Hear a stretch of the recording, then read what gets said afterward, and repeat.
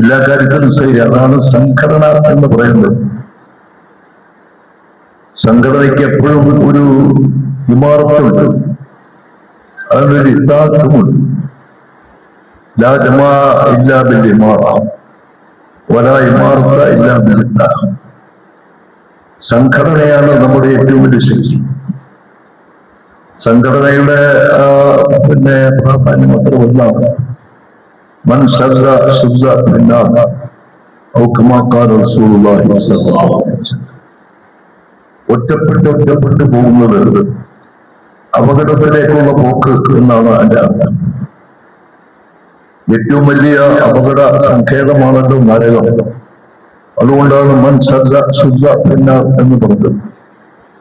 ഇപ്പൊ സ്വാഭാവികമായി എപ്പോഴും സംഘടിത അവസ്ഥ അനിവാര്യമാണ്.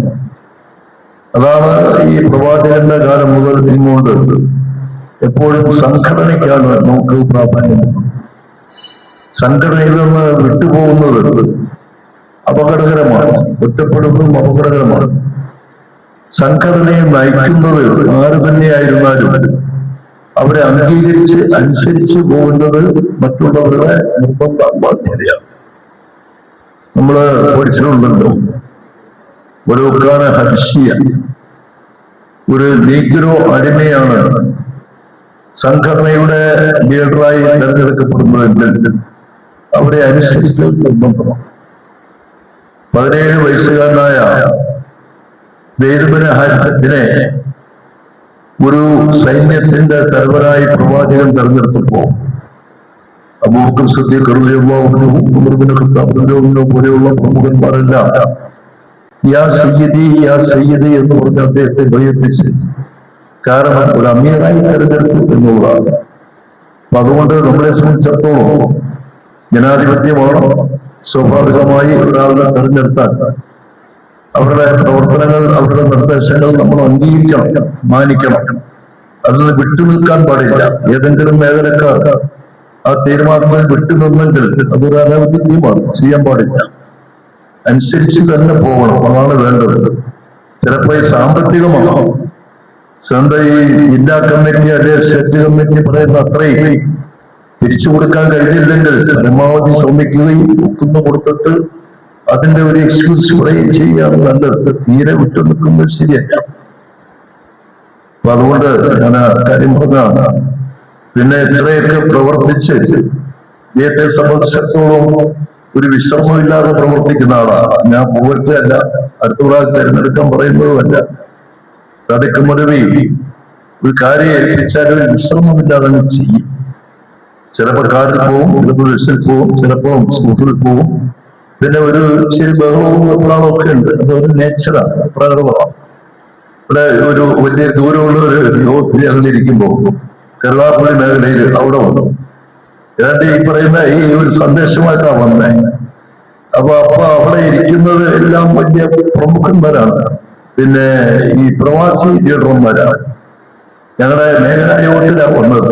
നിങ്ങൾക്ക് ചിലരുടെ സംശയമൊക്കെ ഉണ്ട്. എല്ലാവരും ഇരിക്കുമ്പോൾ അങ്ങോട്ട് വന്നിട്ടേ അവിടെ എന്താ നടക്കുന്നത്, ആരായി എന്ന് ഒന്നും അറിയുന്നില്ല.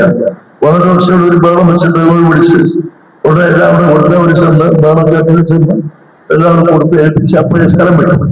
പുള്ളിയുടെ പ്രകടനം എന്താ അവിടെ ആരായിരിക്കുന്നത്, എന്താ നടക്കുന്നത്, ഇത്രയും വലിയ ബേളം ഉണ്ടാക്കണോ, വിളിക്കണോ, തിരി ഒന്ന് വെയിറ്റ് ചെയ്യണം, ഒന്നുമില്ല. വന്ന കാര്യങ്ങൾ കിട്ടും നടക്കുക. അപ്പോഴേ സ്ഥലം വിട്ടു. പുള്ളിയുടെ പ്രകടനമാണ്. അപ്പൊ അതല്ലാതെ ഈ ഒരു നിഷ്കളങ്കനാണ്, അതിനകത്ത് സംശയമൊന്നുമില്ല. പിന്നെ കാര്യങ്ങൾ കൃത്യമായി ഈ ഏൽപ്പിക്കുന്ന നമ്മുടെ എല്ലാ വീക്ഷണങ്ങളിൽ ചില കുഴപ്പങ്ങളൊക്കെ ഉണ്ടാവും, അത് ന്യൂറൊക്കെ ഉണ്ടാവും, നമ്മൾ സഹിക്കണം, അത്രയേ ഉള്ളൂ. എന്തായിരുന്നാലും ആവട്ടെ, ഒരു വിശാലമായ കുറ്റങ്ങളൊക്കെ അന്വേഷണം പറഞ്ഞതുപോലെ ഇവിടെ അവതരിപ്പിച്ചല്ലോ പേപ്പറില് എന്നുള്ളത് അത് ശരിയാണ്. പിന്നെ അദ്ദേഹം പറഞ്ഞ കാരണം DTP എഴുതിയ പേപ്പർ നോക്കി വായിച്ചതാണ്. ബുക്കിനകത്ത് എഴുതുന്നുണ്ടല്ലോ. സ്വാഭാവികമായിട്ട് ബുക്കും പേപ്പറും ഒന്ന് പരിശോധിച്ച് അത്യാവശ്യം അത് ഓക്കെ ആണെങ്കിൽ ബുക്കിലാണ് നല്ലത്, ശരിയാണ്. പിന്നെ ഇപ്പോ നമ്മുടെ വിവാഹ രജിസ്റ്റർ ഉൾപ്പെടെ എല്ലാം ഫാറത്തിലെ പണിയാണ്. കണ്ട് വലിയ ബുക്കൊക്കെ നോക്കിക്കൊണ്ടാണ് സെക്രട്ടറിമാര് പോകുന്നത്. ഇപ്പൊ അങ്ങനെയല്ല, ഒരു ഫയൽ ഇങ്ങനെ വളക്കി വെച്ചുകൊണ്ടാ പോകുന്നത്. അതുകൊണ്ട് ഫൈൽ ഇടുക, രേഖ. ഏതെങ്കിലും ഒരു കാര്യത്തിൽ പ്രശ്നങ്ങൾ വരുമ്പോ ആ ഫയൽ എടുത്തിട്ട് ഓരോ വർഷത്തെയും ഫയലെടുത്ത് പരിശോധിച്ച് എടുക്കുക. അപ്പൊ അത്ര തന്നെ ഒരു ഭാരതത്തിന്റെ സിസ്റ്റത്തിലേക്ക് കാര്യങ്ങൾ പോയിക്കൊണ്ടിരിക്കുകയാണ്. അപ്പൊ അതുകൊണ്ടായിരിക്കാം ഈ പറയുന്ന ഒരു പേപ്പർ കൊണ്ടുവന്ന് വായിച്ചത്. ബുക്കിൽ ഇതിന്റെ ഈ നിശ്ചിത സംഖ്യ കൊടുക്കാനുണ്ടെങ്കിൽ അത് കൊടുക്കണം. എന്നിട്ടുള്ള വളരെ പതിട്ടുള്ള ഒരു കൂപ്പണാണ് അടിച്ചത്. 50 രൂപ. 50 രൂപ ഒരു കുട്ടിയിൽ നിന്നും വായിക്കാൻ വലിയ വിഷയമൊന്നുമില്ല. പിന്നെ പക്ഷെ നമ്മുടെ സംഖ്യ വരുമ്പോഴത്തേക്ക് ഒരു വലിയ കാര്യങ്ങൾ നടക്കും. പ്രത്യേകിച്ച് ഇപ്പോ നമ്മുടെ സ്റ്റേറ്റ് കലാസാഹിത്യ മത്സരം നടക്കുകയാണ്. മർസ, മേഖല, ജില്ലാ, സംസ്ഥാന തലങ്ങളിൽ. ഈ പ്രാവശ്യം സംസ്ഥാനത്ത് സാധാരണ നമ്മൾ കൊല്ലത്തോ തിരുവനന്തപുരത്തോ മണ്ണാടിയിലൊക്കെ വെച്ച് നടത്തുമ്പോ എന്തെങ്കിലുമൊക്കെ കുറവുണ്ടെങ്കിലും നമുക്ക് അഡ്ജസ്റ്റ് ചെയ്ത് പോകാം. അപ്പൊ അങ്ങനെയല്ല. ഇപ്പോഴത്തെ തീരുമാനം അനുസരിച്ച് കോട്ടയം ജില്ലയിലെ സാംസ്കാരിക താലൂക്കായ കാഞ്ഞിരപ്പള്ളിയിലാണ് നമ്മുടെ സമ്മേളനം നടക്കുന്നത്. അത് കുറ്റമറ്റ നിലയിൽ നടക്കുന്നുണ്ട്. മദ്രസ ഫെസ്റ്റ് എന്ന് പറയുമ്പോ ഇപ്പോ ഈ പറയുന്ന ഈ പിന്നെ ഫിഫ ഫുട്ബോൾ ടൂർണമെന്റ് നമ്മുടെ ഇന്ത്യയിൽ ആരുമില്ല. അതിനകത്ത് ഒരു കളിക്കാരുമില്ല. കേരളത്തിൽ തീരെയില്ല. പക്ഷെ എവിടെയാണ് ഓരോ സെൻട്രൽ നോക്കുമ്പോഴും ഈ പറയുന്ന സ്പെയിനിലെ, അർജന്റീനയിലെ അതുപോലുള്ള ഈ കളിക്കാരെയൊക്കെ അവരുടെ ദേശവും അവരുടെ പന്തും അവരുടെ വലുപ്പവും നീളവും ഒക്കെ വെച്ചിട്ട് നമ്മുടെ പിള്ളേരിങ്ങനെ ഫ്ലെക്സ് വെച്ചടിക്കുക. എവിടെയാ ഫ്ലെക്സ് ഇല്ലാത്തത്? ഇന്ത്യയിലെ ഏതെങ്കിലും ഒരു ടീമുണ്ടോ? ഇല്ല. പക്ഷെ അത്രത്തോളം സ്പിരിറ്റായി സ്പോർട്സ്മാൻ സ്പിരിറ്റ് എന്നാ പറയുന്നത്. അതുപോലെ തന്നെ നമ്മുടെ ഈ സ്കൂള്, കോളേജൊക്കെ ഈ വിദ്യാഭ്യാസ കലാ മത്സരങ്ങളൊക്കെ നടക്കുമ്പോൾ വലിയ ആകർഷകമായിട്ടാണ് നടക്കുന്നത്. അതിനേക്കാൾ മോശമല്ലാത്ത വിധത്തിലെങ്കിലും നമ്മൾ ഫെസ്റ്റ് നടത്തപ്പെടേണ്ടതുണ്ട്. അത് ഇപ്രാവശ്യം കാഞ്ഞിരപ്പള്ളിയിൽ വെച്ചാണ് നടക്കുന്നത്. അപ്പൊ അതിൻ്റെതായ ചെലവും അതിൻ്റെതായ പലതും കാര്യങ്ങളൊക്കെ ഉണ്ടാകും. അതെല്ലാം കൂടെ കണക്കിലെടുത്തിട്ടായിരിക്കും ലളിതമാലിന്യ സ്റ്റേറ്റ് കമ്മിറ്റി ഒരു കൂപ്പൺ അടിച്ചത് എന്ന് പറഞ്ഞ പോലെ അതിൽ ചെലവൊക്കെ മേഖലകൾക്കും കിട്ടുന്നു. അതിന്റെ ഒരു വിഹിതം ബാക്കി കൊണ്ട് കൊടുത്താൽ മതി. അതൊരു പിന്നെ എന്താ അതിനകത്തൊരു വീഴ്ച വരുത്താതെ പ്രത്യേകമായി സൂക്ഷിക്കണം. സംഘടനയാണ് നമ്മുടെ വലുത്. സംഘടിത ശക്തിയാണ് ഏറ്റവും വലിയ ശക്തി എന്ന് പറയുന്നത്. അതുകൊണ്ട് ഞാൻ പ്രസംഗിക്കുന്നില്ല. എപ്പോ ഈരാറ്റുപേട്ട പോകണം. അവിടെ ഭയങ്കരമായ 2ാമത്തെ നിലയിൽ വെള്ളം കീറിയിട്ട് ഈസാ മൗലവി ഉസ്താദ് അദ്ദേഹത്തിന്റെ ഭാര്യയൊക്കെ താമസിക്കുന്നത് ഒരു വീടിന്റെ 2ാമത്തെ നിലയിലാണ്. ആ 2ാമത്തെ നിലയിൽ മുട്ടൊപ്പം വെള്ളം കയറി. ഈസാ ഉസ്താദിന്റെ ഭാര്യയെ, വിധവയായ ഭാര്യയെ ഒരു ബോട്ട് അല്ലെങ്കിൽ വള്ളം കൊണ്ടുപോയിട്ടാണ് 2ാമത്തെ നിലയിൽ നിന്ന് രക്ഷപ്പെടുത്തിക്കൊണ്ടുപോയത്. അത്രത്തോളം അവിടുത്തെ പള്ളികൾ മുങ്ങി, മദ്രസകൾ മുങ്ങി, വീടുകൾ മുങ്ങി, റോഡുകൾ മുങ്ങി. വലിയ ദുരന്തമാണ് ഉണ്ടായത്. നമുക്ക് ഇന്നലെ വരെ അങ്ങോട്ട് പോകാൻ കഴിയുന്നില്ല. ഇന്നിപ്പോ അങ്ങോട്ട് പോകാനുള്ള ഒരു സാഹചര്യം തെരഞ്ഞു കിട്ടിയിട്ടുണ്ട്. ഈ യോഗം വന്നു. അതുകൊണ്ടാണ് എത്രയും ഈ വേഗം ഒന്ന് യോഗം അവസാനിപ്പിച്ച് വേഗം അങ്ങോട്ട് യാത്രയാകേണ്ടതുണ്ട്. ഹനഫി അസറായതുകൊണ്ട് അവരുടെ അസറ സമയത്ത് അവിടെ എത്തുകയും വേണം. എല്ലാ ഭാഗത്തുനിന്നും നമ്മുടെ കോട്ടയം ജില്ലയിലെ പ്രവർത്തകരൊക്കെ അവിടെ കൂടുന്നുണ്ട്. ഇടുക്കി ജില്ലയിലെ പ്രവർത്തകരും കൂടുന്നുണ്ട്. നമ്മുടെ ഒരു പ്രദേശം, നമ്മുടെ ഒരു പ്രവിശ്യയാണ് ഈരാറ്റുപേട്ട. മുങ്ങി, റെക്കോർഡുകളൊക്കെ പോയി, കുട്ടികൾ പുസ്തകങ്ങളൊക്കെ പോയി, ഒക്കെ ഒരുപാട് നഷ്ടങ്ങൾ സംഭവിച്ചു. പലരെയും വീടുകൾക്ക് നഷ്ടം. ഇനിയിപ്പോ നമ്മൾ ചെല്ലുമ്പോ നമ്മുടെ പുറത്ത് ഇനി എന്താ ടാർഗറ്റ് ചെയ്യപ്പെടാൻ പോകുന്നതെന്ന് അറിയില്ല. പക്ഷെ നമുക്ക് ഒഴിഞ്ഞു മാറാൻ കഴിയില്ല. എന്തെങ്കിലുമൊക്കെ സഹായങ്ങൾ നമ്മൾ എത്തിക്കേണ്ടി വരും.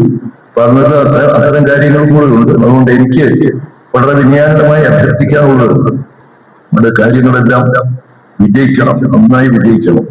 16-ാം തീയതി പഞ്ചായത്തിലെ ബുഖാരി ശരീഫിന്റെ സമാപനമാണ് നടക്കുന്നത്.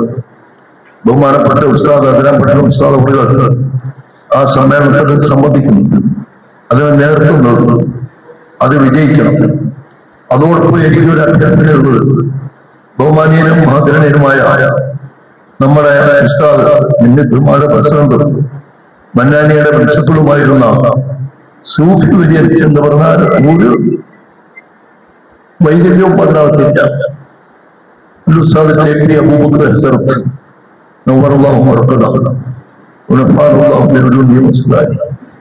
ഞാന് ബഹുമാന്യനായ ഇന്നലെ എറണാകുളത്തെ മേഖലയിൽ അതിന്റെ അനുസ്മരണം നടന്നു. നമുക്കും അനുസ്മരിക്കാം.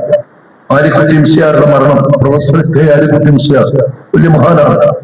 ബഹുമാനപ്പെട്ട സംസ്ഥകളുടെ നിമിത്തമാണ് ജനറൽ സെക്രട്ടറി, ജാമ്യയുടെ പ്രിൻസിപ്പളാണ്, കേരള സ്റ്റേറ്റ് ഹജ്ജ് കമ്മിറ്റിയുടെ ചെയർമാനായിരുന്നു, കേന്ദ്ര ഹജ്ജ് കമ്മിറ്റിയുടെ വൈസ് ചെയർമാനായിരുന്നു. പല മഹാന്മാരും ഞങ്ങളുടെ ഈ ഇരിക്കുന്ന മൗലവി നിസാർ വൈസ് ഉൾപ്പെടെയുള്ള ഒരുപാട് പണ്ഡിതന്മാർ ഈ സമൂഹത്തിന് വാഗ്ദാനിച്ചിട്ടുണ്ട്. ഇവിടെ വേറെ വൈസ്മാരുണ്ടോന്ന് എനിക്കറിയില്ല, ഉണ്ടെങ്കിൽ അവരും. അപ്പൊ അത്ര വലിയ ആളാണ്. ഞാൻ ദക്ഷിണേന്ത്യയുടെ നിമിത്തമായി പ്രതികരിച്ച മരണത്തിന് വളരെ ത്യാഗത്തിലാണെങ്കിൽ സംബന്ധിച്ചയാളാണ്. പക്ഷെ എനിക്ക് അങ്ങോട്ട് കടന്നുചെല്ലാൻ കഴിഞ്ഞത് ഒരു സ്റ്റിക്കർ ഒട്ടിച്ച് ഞാൻ പോയത്. ഞാൻ തൃശ്ശൂർ വരെ ട്രെയിനിൽ പോയി, അവിടെ നിന്ന് ഒരു കാർ വരെ ഇന്നോവ കാർ അറേഞ്ച് ചെയ്ത് അതിനകത്ത് തൊടിയൂർ മുഹമ്മദ് എന്ന് പറയുന്ന ഒരു സ്റ്റിക്കർ എഴുതിയിട്ട് എന്റെ ക്ലാസ്സിൽ പഠിച്ചതുകൊണ്ടാണ് അങ്ങോട്ട് കടന്നുചെല്ലാൻ കഴിഞ്ഞത്. അല്ലെങ്കിൽ അങ്ങോട്ട് കടത്തിവിടത്തില്ല, കിലോമീറ്ററുകളോളം നടന്നു പോകണം. അത്ര വലിയ കൂട്ടമായി, വലിയ സംഖ്യമാണ് അവിടെ കൂടിയത്. പക്ഷെ എനിക്കതിൽ അത്ഭുതം തോന്നിയില്ല. ഈ കേരളത്തിലെ മുസ്ലിം ജനസംഖ്യയിൽ 80% അവിടെയാണ്. സംസ്ഥ വലിയ പ്രസ്ഥാനമാണ്. എനിക്ക് അത്ഭുതം തോന്നാത്തത് എന്താ, വെറും 20% മാത്രം പാർക്കുന്ന ഈ തെക്കൻ കേരളത്തിലെ ദക്ഷിണ കേരളത്തിലെ മിത്രമാരുടെ പ്രസിഡന്റ് KP ഉസ്താദ് അദ്ദേഹം ഒപ്പാത്തായപ്പോൾ എന്താ ഇവിടെ നടന്നത്? എന്ത് ജനാവലിയാണ് ഇവിടെ കൂടിയത്? എത്രയാണ് കൂടിയത്? എന്ത് തിരക്കാണ് ഉണ്ടായത്? അപ്പൊ സ്വാഭാവികമായി ആലിക്കുട്ടി മുസ്ലിയാരും KP ഉസ്താദും തമ്മിൽ മരണപ്പെട്ടപ്പോൾ ഒരു സമാന്തരമായിട്ടാണ് എനിക്ക് തോന്നിയത്. ജീവിതത്തിലും അങ്ങനെയാ തോന്നിയത്. ശിലാലേഖീകരണത്തിന് വേണ്ടി ഞങ്ങളെല്ലാം കൂടെ മലബാറിലേക്ക് പോയപ്പോ സംസ്ഥയുടെ കേന്ദ്രമായ സംസ്ഥാനത്തിൽ ചെല്ലുമ്പോ അവിടെ കളമ്പാടി ഉസ്താദ്, സൈനുദ്ദീൻ മൗലവി, ചെർശ്ശേരി ഉസ്താദ്, ആലിക്കുട്ടി മുസ്ലിയാർ തുടങ്ങിയുള്ള എല്ലാ പ്രമുഖന്മാരുമുണ്ട്. അവിടെ KP ഉസ്താദ് കിട്ടിയ ഒരു അംഗീകാരം, ജാമ്യന്നൂരയിലെ ആദ്യത്തെ ബിരുദധാരി എന്ന നിലയിൽ വലിയ അംഗീകാരമാണ് കിട്ടിയത്. ഇപ്പൊ നമ്മുടെ ഉസ്താദ് വഫാത്തായപ്പോഴും ഈ പറയുന്ന സംസ്ഥയുടെ സുന്നി സംസ്ഥ വ്യത്യാസമില്ലാതെ എല്ലാവരും അതിന്റെ തർക്കമനുസരിച്ച് വന്നിട്ടുള്ള സമയമനുസരിച്ച് അതിനകത്ത് അനുശോചനങ്ങൾ രേഖപ്പെടുത്തി. പാണക്കാട് തങ്ങളുടെ അനുശോചനം ഒരു പ്രത്യേക കോളത്തിൽ തന്നെയാണ് വന്നത് KP ഉസ്താദ്. അപ്പൊ ഞാൻ പറഞ്ഞത് KP ഉസ്താദ് വലിയ മഹാനായി നമ്മളിന്ന് വേറിട്ട് പോയി. പക്ഷെ ഉസ്താദ് മരണപ്പെട്ടു എന്ന യാഥാർത്ഥ്യമായി നമ്മുടെ മനസ്സിപ്പോഴും ഇണങ്ങിച്ചേരുന്നില്ല. ഉസ്താദിന്റെ ജീവിതത്തെക്കാൾ വലിയ ആളാണ് മരണപ്പെട്ടു പോയ KP ഉസ്താദ്. ഉസ്താദ് ജീവിച്ചിരിക്കുമ്പോ ഒരു വലിയ പറമ്പ്, അതൊരു വലിയ വീട്. ആ വീട് ഉസ്താദിന്റെ മക്കൾക്ക് ഉസ്താദിന്റെ മക്കളും മാമക്കളും ഉണ്ട്. പക്ഷെ സ്വാഭാവികമായി അവർക്ക് പങ്കിട്ടെടുക്കാൻ അവകാശപ്പെട്ടതാണ് ഹൈക്കത്താണ് ഉസ്താദിന്റെ. അവരെല്ലാം കൂടി തീരുമാനിച്ചിട്ട് ഉസ്താദിന്റെ സ്മരണ നിലനിർത്താൻ വേണ്ടി അവരത് വിട്ടു. ഞങ്ങള് ഏതാണ്ട് 1.5 ലക്ഷത്തോളം രൂപ മന്നാനിയിൽ ഉസ്താദിന്റെ ശമ്പള കുടിശ്ശിയുണ്ടായിരുന്നു. അതെല്ലാം കൂടെ ഒരു കവറിലാക്കി എല്ലാവരും കൂടെ പോയി. എന്റെ ഉമ്മറും എല്ലാവരും ഉണ്ട്. അവിടെ കൊണ്ടിയൊന്ന് ശേഖരം കുടിച്ചിട്ട് ഉസ്താദിന്റെ മൂത്ത മുജീബുർ റഹ്മാനെ വിളിച്ചിട്ട് ഉസ്താദിന്റെ ശമ്പളമാണ് പറഞ്ഞിട്ട് അത് നോക്കുകയോ അന്വേഷിക്കുകയോ ഒന്നും ചെയ്യാതെ ആ കവർ അങ്ങനെ തന്നെ വാങ്ങിയിട്ട് തിരിച്ചെന്റെ കയ്യിൽ നിന്നിട്ട് പറഞ്ഞു, മന്നാനിയിലെ കുട്ടികൾക്ക് ഭക്ഷണം കൊടുക്ക് വാപ്പാടെ പേര്. അത് എണ്ണിയില്ല, തുറന്നില്ല, കവർ പൊട്ടിച്ചില്ല, എത്രയൊന്ന് ചോദിച്ചില്ല. ആ തരത്തിൽ ഉസ്താദിനെ സ്നേഹിച്ച മക്കളാണ്. അപ്പൊ ആ മക്കൾ പറയുന്നു, ഈ സ്ഥലമെല്ലാം കൂടെ വാപ്പാടെ പേരിൽ ഞങ്ങൾ വിട്ടിരിക്കും, ഒരു വൈജ്ഞാനിക കേന്ദ്രം ഇവിടെ നടത്തണം വാപ്പാടെ പേരിൽ. അപ്പോ ഒരു ഫാമിലി ട്രസ്റ്റ്, ഞാൻ നമ്മുടെ ഇന്നത്തെ എന്റെ ഉദ്ഘാടന പ്രസംഗം അത് തന്നെയാണ്. ഒരു ഫാമിലി ട്രസ്റ്റ്, ഉസ്താദിന്റെ മക്കൾ, മരുമക്കൾ, പിന്നെ എല്ലാവരും ചേർന്നുള്ള ഒരു ട്രസ്റ്റ്. ശിഷ്യന്മാരിൽ 2 പേരെ എല്ലാവർക്കും വേണ്ടിയും അവർ തന്നെ തിരഞ്ഞെടുത്ത് നമ്മുടെയും കൂടെ സപ്പോർട്ടുണ്ട്.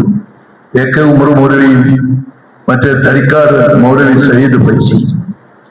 ഇവർ 2 പേരെയും ഉമർ മൗലവി ചെയർമാനും സയ്യിദ് പൈസി പിന്നെ വൈസ് ചെയർമാനും സെക്രട്ടറി ഉസ്താദിന്റെ മൂത്ത മകൻ വൈസ് ചെയർമാനും ഇളയ മകൻ ഖജാൻജിയുമായിട്ടുള്ള ഒരു ഫാമിലി ട്രസ്റ്റ്.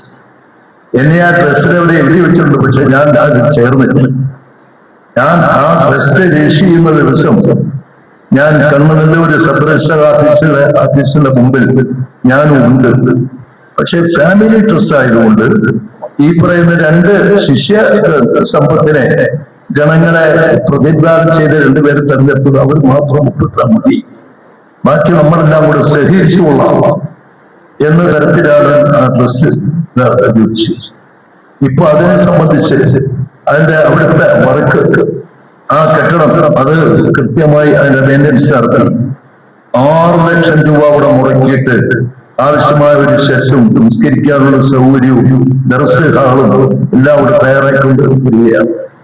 അപ്പൊ ബഹുമാനപ്പെട്ട അതിനാപട്ടണം പ്രസ്താവനകളെ കൊണ്ട് അത് ഉദ്ഘാടനം ചെയ്യിക്കണം എന്ന് മനസ്സിൽ എല്ലാവരും കൂടെ ആഗ്രഹിച്ച് ഉസ്താദ് അവിടെ പോയി. ഉസ്താദ് AP ഉസ്താദ് താമസിച്ചിരുന്ന വഫാത്തായ വീട്ടിലിരുന്ന് ദുആ ചെയ്തു. ഉസ്താദിന്റെ കബറിടത്തിൽ പോയി അവിടെ സിയാറത്ത് ചെയ്തു. അപ്പൊ ഉസ്താദ് തന്നെ ഒരു ദിവസം ഓഗസ്റ്റ് 15 ശനിയാഴ്ച രാവിലെ 7:30 മണിക്ക് അത് ഉദ്ഘാടനം ചെയ്യാം, തുടങ്ങാം. അത് ഒരു വ്യവസായത്തിൽ തന്നെ തുടങ്ങാം, പിന്നെ അത് വിപുലീകരിക്കാം. അങ്ങനെ ഈ ഓഗസ്റ്റ് 15 ശനിയാഴ്ച അതിന്റെ ഔപചാരിക ഉദ്ഘാടനം വെച്ചിരിക്കുകയാണ്. ഈ രാവിലെ ശനിയാഴ്ച രാവിലെ ഓഗസ്റ്റ് 15 അവിടെ ഈ ദേശീയ ദിനമാണ്. അന്ന് രാവിലെ 7 മണിക്ക് കൊട്ടയ്ക്കാവ് ജമാഅത്ത് പ്രസിഡന്റ് ഒരു ദേശീയ പതാക ഉയർത്തും. അതുകൂടിയായിരിക്കും തുടക്കം കുറിക്കുന്നത്. AP ഉസ്താദിനോട് ഏറെ ബഹുമാനവും കടപ്പാടുമുള്ളവരാണ് നമ്മൾ, പ്രത്യേകിച്ച് കൊല്ലം ജില്ലയിലെ ആര്യങ്ങൾ. KP ഉസ്താദ് ദക്ഷിണകേരളത്തിന്റെ സംസ്ഥാന പ്രസിഡന്റായി തെരഞ്ഞെടുക്കപ്പെടുന്നത് വരെ നീണ്ട കാലം ഈ ജമിയത്തുലമയുടെ ജില്ലാ പ്രസിഡന്റായിരുന്നു. നമ്മുടെയൊക്കെ നേതാവായിരുന്നു ജില്ലാ തലത്തിൽ, പിന്നെ സംസ്ഥാന തലത്തിൽ നേതാവായി. അപ്പൊ KP ഉസ്താദിന്റെ പരിപാടിക്ക് നമ്മുടെ ആര്യങ്ങൾ പ്രത്യേകിച്ച് മുട്ടയ്ക്കാവുന്ന ഒരു സംസ്ഥയുടെ കേന്ദ്രമാണ്. അപ്പൊ സ്വാഭാവികമായി അത് സ്വാഭാവികമായി നമ്മളാരും അങ്ങനെ മുസ്തു പിടിക്കാൻ പോകുന്നില്ല. നേരത്തെ ഇപ്പൊ ഇവിടെ നീനിയാത്ത് പറഞ്ഞല്ലോ, അവർക്ക് കൊടുത്തില്ല എന്ന് പറഞ്ഞാൽ കാരണം അവർ നമ്മളെ ആക്രമിക്കുകയാണ്. നമ്മുടെ സ്ഥാപനങ്ങളിൽ കടന്നു കയറിയിട്ട് ഈ നമ്മുടെ മദ്രസകൾ പിടിക്കാൻ വേണ്ടി അവർ ശ്രമിക്കുകയാണ്. അപ്പൊ അതുകൊണ്ട് കുറഞ്ഞപക്ഷം അവരുമായിട്ട് നിശ്ചയിച്ചത് സാധിക്കുമ്പോഴേ പറഞ്ഞതിന് ഞാൻ ചായ വാങ്ങിച്ചു കൊടുക്കും. അത്രയും ചെയ്തല്ലോ. ജമാഅത്തെ ഇസ്ലാമിയും അംഗീകരിച്ച്, മുജാഹിദിനെ അംഗീകരിച്ച്, അവരാരും നമ്മുടെ ഇടകരച്ചില്ലല്ലോ. ഇങ്ങോട്ട് കടന്ന് ഇവിടെ ഫിത്ന ഉണ്ടാക്കുന്നില്ലല്ലോ. വൽഫിത്നത്ത് വശത്തിന് കത്തിൽ പോർവഴി മേഖലയിലെ ഏറ്റവും പ്രമുഖമായ ഒരു മദ്രസയാണ് ചൂർനാട് മദ്രസ. നമ്മുടെ ഏറ്റവും പ്രമുഖമായ ഒരു മദ്രസയാണ്. നമ്മുടെയൊക്കെ ഒരുപാട് സേവനം കൊണ്ട് ധന്യമായിട്ടുള്ള ജമാഅത്ത് മദ്രസ. അതുവരെ ഇങ്ങനെ പിടിച്ചുകൊണ്ട് പോയിരിക്കാൻ പാടില്ല. എന്ന് സാധിക്കും ആ ഒരു ആർജവും കാണിച്ചതിന് ചായ വാങ്ങിച്ചു കൊടുക്കും. സ്വാഭാവികമായി ഒന്നിനുമല്ല, എന്തിനാണ് അവിടെ ഒരു മുസ്ലിയാരുള്ളത്. അയാൾ അവിടുന്ന് പോണ്ടി വന്നു. നമ്മുടെ മരണപ്പെട്ടു പോയി UD അബ്ദുൾ റഷീദ് മൗലവി ശാസ്താംകോട്ട മേഖലയുടെ പ്രസിഡന്റാണ്. അദ്ദേഹത്തിനെ എന്തോ ഇൻസൾട്ട് ചെയ്തപ്പോൾ അദ്ദേഹം മറുപടി പറഞ്ഞു. അവിടെ ചെന്ന് കുറെ നുണപ്രകടനങ്ങൾ നടത്തി, കുറെ ആശയ വൈരുദ്ധ്യമായി സംസാരിച്ചു. ഇപ്പൊ സ്വാഭാവികമായിട്ട് അങ്ങനെ അവർക്ക് ആ ജമാഅത്തിലെ ആളുകളെ തിരിച്ചുവിട്ടു. ജനൊരുക്കി അയാളെ പറഞ്ഞു, നിങ്ങൾ അയാളുടെ നാട് പറഞ്ഞത് നിങ്ങൾ അവിടുത്തുകാരനാണ്, ചൂർനാട്ടുകാർ പറയും. നിങ്ങൾ ഇവിടുന്ന് പോകേണ്ടി വരും. വലിയ വിദൂരമില്ലാതെ താമസമില്ല. അയാൾ അവിടുന്ന് പോയി. അയാൾ പോയിട്ട് നമ്മുടെ ഒരു മദ്രസയിൽ ശാസ്താംകോട്ട മേഖലയിലെ മറ്റൊരു മദ്രസയിലാണ് അയാൾ അഭയം തേടിയത്. പക്ഷെ ആരും എല്ലാം ചെയ്തോ? അല്ല, അവിടുന്ന് പോയി നമ്മൾ ഉപദ്രവിച്ചില്ല. എന്റെ അടുത്ത് വന്ന് പറഞ്ഞു, നമ്മൾ അയാൾ അവിടെ നോക്കുന്നു. ചൂർനാട്ട് ഇടക്കാരം ഉണ്ടാക്കി അയാൾ അവിടെ വന്നിരിക്കുന്നത്, അയാൾ അവിടെ നോക്കുന്നു ഞാൻ പറഞ്ഞു. ഒരാളുടെ ജീവിതത്തിൽ നമ്മളെല്ലാം വന്ന് വരയിടുമ്പോ പക്ഷെ അയാൾ അവിടുന്ന് പോകേണ്ടി വന്നു. അപ്പൊ സ്വാഭാവികമായി അത് നമ്മുടെ ഈ ഒരു ശീലക്കേടാണ്. നമുക്കൊരു മാസം നഷ്ടപ്പെട്ടു, ഒരു ജമാഅത്ത് നഷ്ടപ്പെട്ടു. ജമാഅത്ത് ഫെഡറേഷന്റെ പ്രമുഖമായ ഒരു ജമാഅത്തായിരുന്നു. അതൊക്കെ നഷ്ടപ്പെട്ടു. സ്വാഭാവികമായി നമ്മുടെ ഈ പറയുന്ന നമ്മുടെ സഞ്ചാരത്തിൽ വന്ന് ഇടഞ്ഞേരം ഉണ്ടാക്കുന്ന ഒരു വിഭാഗമായി മാറിയിട്ടുണ്ട് ദീനിയാത്തുകാർ. ആരും അറിയാനും തിരക്കില്ല. തലയിൽ നടത്തിയാലും തരക്കമില്ല, പിന്നെ ഒരുത്തം നടത്തിയാലും തരക്കമില്ല. വൽഫിത്തരത്തു വശത്ത് നിലക്കത്തിൽ സമാധാനപരമായി നടക്കുന്നിടത്ത് പോയി ഇടങ്ങേറുണ്ടാക്കുന്നത് കൊലപാതകത്തെക്കാൾ രൂക്ഷമാണ്. പർശ്വം പറഞ്ഞതാണ്. അത് തങ്ങൾ നടത്തിയാലും ശരി, അത് തബലീഗ് നടത്തിയാലും ശരി, അല്ലാത്തവർക്ക് നടത്തിയാലും ശരി, ഞാൻ നടത്തിയാലും ശരി, അത് ഫിത്തിന തന്നെയാണ്. അപ്പൊ അതിനെ ഒഴിച്ചു നിർത്തിയത് നന്നായി. ചായ മേടിച്ചത് കുഴപ്പമില്ല, അത്രയെങ്കിലും ചെയ്ത് ഒരു പ്രതികാരം. അപ്പൊ എന്തായാലും ആകട്ടെ, നമ്മുടെ KP ഉസ്താദിന്റെ പരിപാടി വിജയിപ്പിക്കണം. 16-ാം തീയതി മന്നാനിയിലെ ബുഖാരി മജ്‌ലിസിന്റെ സമാപനത്തിൽ എല്ലാവരും സംബന്ധിക്കണം. ഇത് രണ്ടിനും ഞാൻ പ്രത്യേകമായി വിനയാനകമായി നിങ്ങളെ നിർബന്ധമായി ക്ഷണിക്കുകയാണ്. മാർച്ച് അവധിയാണ്. നമുക്ക് രാവിലെ മാർച്ചയിൽ കൊടി ഉയർത്തിയിട്ട് എത്രയും പെട്ടെന്ന് 8 മണിക്ക് മുമ്പ് ഉസ്താദിനെ ഈ ഉദ്ഘാടനം കഴിഞ്ഞ് 9 മണിക്ക് പോകും. എല്ലാവർക്കും ഒരു നേരിയ ഒരു ഫാസ്റ്റായിട്ടെങ്കിലും ഒരു ബ്രേക്ക്ഫാസ്റ്റ് അവിടെ അറേഞ്ച് ചെയ്തിട്ടുണ്ട്. അപ്പൊ അതുകൊണ്ട് ആരും കാപ്പി കുടിക്കാൻ കാത്തു നിൽക്കുക. അവിടെ വരണം. ഇവിടെ വന്ന് നമുക്ക് ആ ഉദ്ഘാടനത്തിലും ദുആയിലും പങ്കെടുത്ത് ആ ബ്രേക്ക്ഫാസ്റ്റ് കഴിച്ച് പോവാം. ഉസ്താദിനോട് നമുക്ക് പുറത്തേണ്ട ഒരു കടപ്പാട് ബാധ്യതയും ഞാൻ പ്രത്യേകമായി നിങ്ങളെ ആവർത്തി ക്ഷണിക്കുകയാണ്. 16-ാം തീയതിയിലേക്ക് ക്ഷണിക്കുകയാണ്. അവിടെ നമ്മുടെ സംഘടനാ പ്രവർത്തനങ്ങളൊക്കെ വളരെ അച്ചടക്കത്തോടി ഞാൻ നമ്മുടെ തിരുവനന്തപുരം ജില്ലയുടെ തെരഞ്ഞെടുപ്പ് യോഗത്തിൽ പറഞ്ഞു, നമസ്കാരത്തിന് ബഹുമാന ശബ്ദമുണ്ട്, അതിൽ എല്ലാത്തിനും രൂപമുണ്ട്, ഭാവമുണ്ട്, ശബ്ദമുണ്ട്. പക്ഷെ രൂപവും ഭാവവും ശബ്ദവും ഇല്ലാത്ത ഒരു ശബ്ദമല്ല പറമ്പ്. സോറി, രൂപവും ഭാവവും ഒന്നും ഇല്ലാത്ത ഒരു പറമ്പുണ്ട്. മാനീയത്തിൽ അച്ചടക്കം, അനക്കമടങ്ങൾ എന്നാണ് നമ്മൾ പഠിപ്പിക്കുന്നത്. അനക്കമടങ്ങൾ, സംസ്കാരത്തെ കുറിച്ച് അനക്കമടങ്ങൾ, എല്ലാത്തിനും അച്ചടക്കം. ഈ അച്ചടക്കം ഇല്ലാത്ത, രൂപമില്ലാത്ത, ഭാവമില്ലാത്ത, പിന്നെ ശബ്ദമില്ലാത്ത ആ ഒരു പർവ്വം നഷ്ടപ്പെട്ടു പോയാൽ നിസ്കാരം ചെയ്യാറില്ല. അപ്പൊ എന്നപോലെ സംഘടനയിൽ വളരെ അനിവാര്യമാണ് അച്ചടക്കം, സഹകരണം, സൗഹാർദ്ദം, സ്നേഹം. അതൊക്കെ നിലനിർത്തി ഈ ഒരു തെരഞ്ഞെടുപ്പിലേക്കും കൂടി കടക്കണമെന്ന് വിനയാനിതമായി നിങ്ങളോട് അഭ്യർത്ഥിച്ചുകൊണ്ട് ബിസ്മില്ലാഹിർ റഹ്മാനിർ റഹീം. രാജാതിരാജനായ അല്ലാഹുവിന്റെ നാമത്തിൽ ഈ മഹത്തായ സമ്മേളനം ഞാൻ ഔപചാരികമായി ഉദ്ഘാടനം ചെയ്യുന്നു. വാഖിറു ദഅ്വാനാ അൽഹംദുലില്ലാഹി റബ്ബിൽ ആലമീൻ. അസ്സലാമു അലൈക്കും വറഹ്മത്തുള്ളാഹി. ഇടയ്ക്ക് ഒന്നുകൂടെ പറഞ്ഞോട്ടെ, മയ്യത്ത് നിസ്കരിച്ചതാച്ച് ഇത് പക്ക സീലാണ്. ഞങ്ങളിങ്ങനെ ഒരു ഫോട്ടോ ക്യാമറയിലേക്ക് നടക്കുന്നെങ്കിലും ഈ നമ്മുടെ യൂറോപ്പിലെ തങ്ങന്മാരൊക്കെ സീതന്മാരാണ്. നമ്മുടെ ബഹുമാനപ്പെട്ട തുക്കായങ്ങള് ആ ശൃംഖലയിൽപ്പെട്ട ആളാണ്. ഗ്രൂപ്പാണ് ശാസ്ത്രാംഗം. ഈ യൂറോപ്പിലൊക്കെ കൂടെ തങ്ങന്മാർ അവര് ഈ നേരത്തെ വീഡിയോ വെക്കുന്നവരുണ്ടായിരുന്നു, ജവളിക്കടയിൽ വെക്കുന്നവരുണ്ടായിരുന്നു, നാഷണൽ കമ്പനിയുടെ ജോലിക്കാരുണ്ടായിരുന്നു. പക്ഷെ എല്ലാം അത് ജീവിക്കാൻ വേണ്ടി ന്യായമായി കൈനീട്ടാതെ പോയവരാണ്. എല്ലാം പക്കം ചെയ്യുന്നവരാണ്. ഈ തങ്ങളുടെ വാപ്പ ചെറുവായ തങ്ങൾ വലിയ മഹാനായിരുന്നു. റൈസന്മാരുടെയൊക്കെ അടുത്ത സുഹൃത്തായിരുന്നു. അതോടൊപ്പം തന്നെ നമ്മുടെ ഈ നാസിമുദ്ദീൻ തങ്ങളിലെ കാഴ്ച കുറവുള്ള അദ്ദേഹത്തിന്റെ വാപ്പ ജോറോപ്പുറത്ത് സ്ഥിരകാല ഈ ആയുഷ്കാല സേവകനായിരുന്നു. പക്ക സയ്യിദുമാരാണ്. അപ്പൊ ഈ തങ്ങളുടെ ഉമ്മ മരണപ്പെട്ടു. അള്ളാഹു ആ ഉമ്മ ബീവിക്ക്, ആ സയ്യിദയ്ക്ക് മഗ്ഫിറത്തും റഹ്മത്തും നൽകി അനുഗ്രഹിക്കട്ടെ. മയ്യത്താരെങ്കിലും നിസ്കരിച്ചില്ലെങ്കിൽ അടുത്ത വെള്ളിയാഴ്ച അവരുടെയും കൂടെ പേരിൽ മയ്യത്ത് എന്താ തങ്ങളുടെ പേര് ഞാൻ പറഞ്ഞതാണ്. അപ്പൊ ആരെങ്കിലും നിസ്കരിച്ചാൽ നിസ്കരിക്കാൻ കൂടി അഭ്യർത്ഥിക്കുന്നു. അസ്സലാമു അലൈക്കും വറഹ്മത്തുള്ളാഹി.